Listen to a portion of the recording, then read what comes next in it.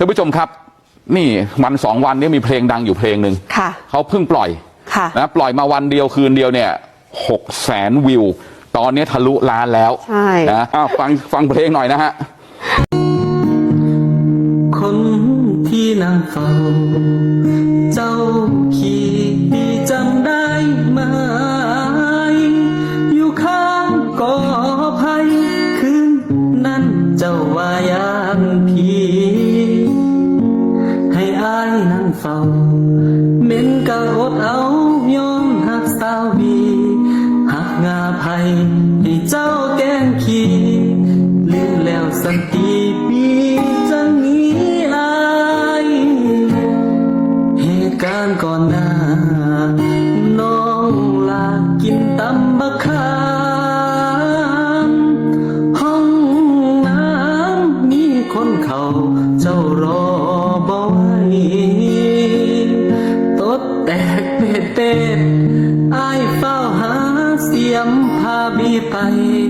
ขุดหลุมให้บีขี่ข้างกอไผ่บ่คิดเห็นใจ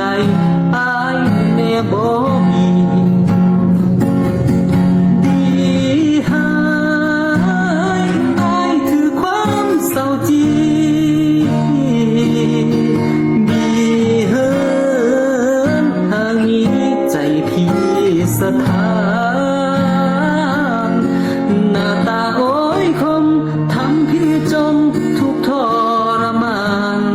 หักอายมาสู่รู้เทียนท่าทางเหม็นเมื่อนั้น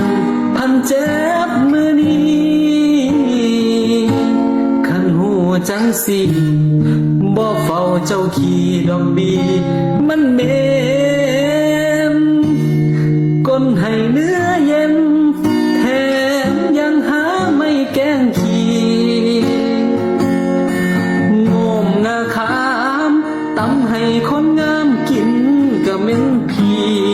เจ้าเจ็บท้องยังพาไปขี่บ่เห็นความดีบีจังที่มา